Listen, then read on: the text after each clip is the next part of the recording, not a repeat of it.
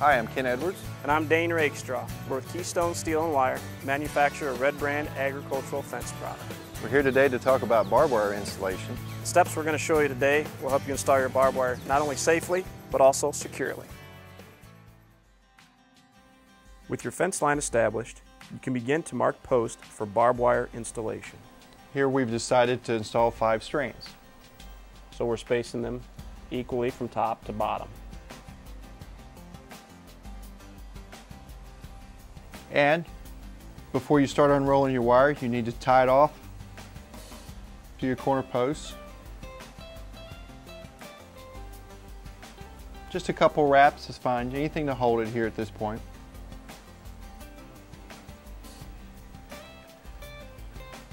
Use a pipe, T-post, whatever you need to unroll it with. Be careful. Obviously you don't want to, it's going to get caught up on obstructions.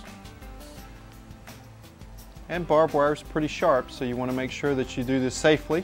There's no kinks in it. Watch where you're walking.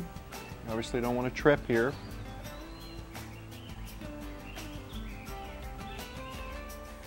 At the other end, fasten the wire by wrapping around the post, tying off to itself.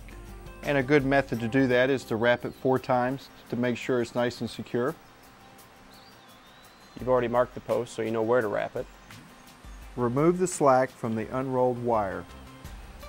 Just make sure you don't have any obstructions, you know, like a tree root or something like that that this could hang on when you go to pull it tight. You noticed we used the claw of the hammer to pull that slack out.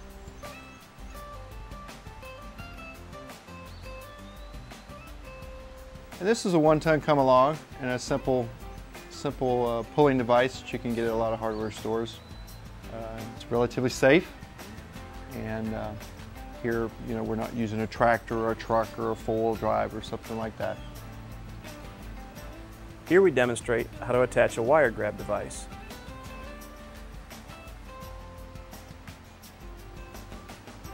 These can be purchased at your local ag supply store as well.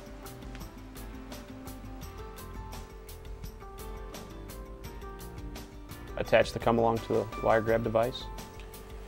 And this 1-ton come along can again be purchased in any hardware store.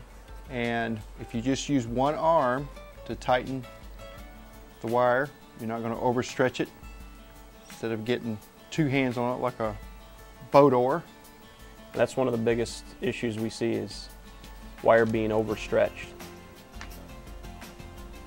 Pull the wire until taut, making sure not to overstretch. And always look for obstructions that the wire still may be getting caught on. Here shows what it actually looks like fully stretched. You'll see that there's a bow still in it. It's not banjo tight like most people think.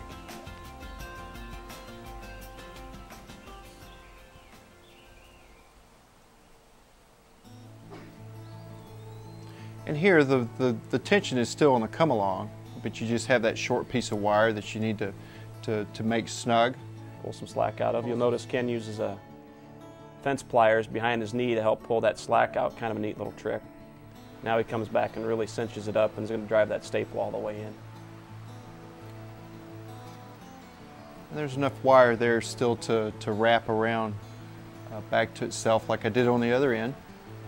Again, making sure you're on your marks. Be careful with the excess, it can get you. It can.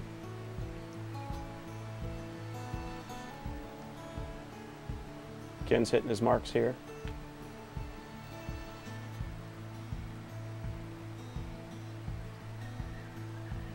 And here I've got about 6 to 8 inches of wire a tail that I again will bring around the barbed wire itself, wrap about 4 or 5 times just to make sure it's good and secure.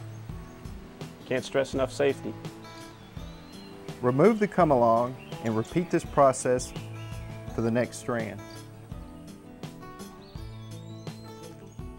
After all wires have been pulled, secure to your line post by using staples or clips. We recommend going from bottom to top.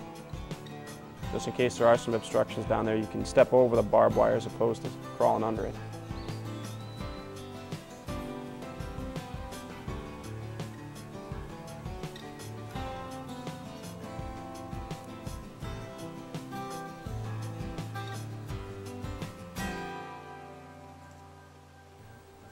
One option that you may choose to use is to use fence stays. This allows you to have your posts spaced further apart.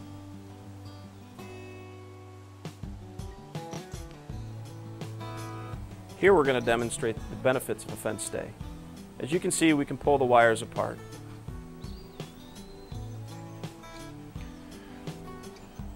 Find the center between the two posts and just twist the fence stay on.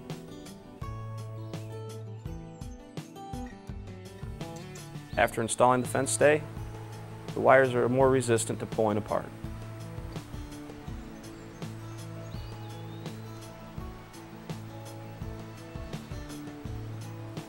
Next, we're going to demonstrate two methods of splicing barbed wire together.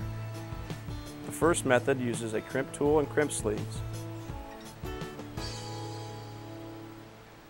Ken uses 3 crimp sleeves here, just to make sure it's secure.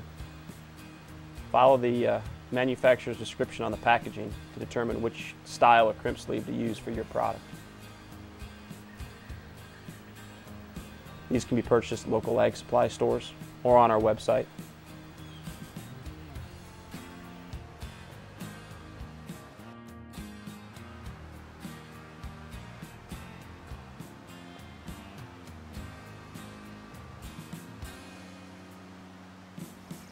The second method shows how to manually wrap 2 ends of barbed wire together. We want to make sure you start with at least 18 inches of barbed wire on both ends.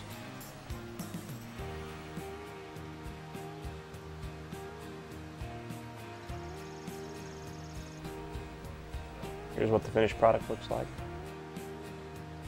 Wrap one way, wrap the other the opposite direction.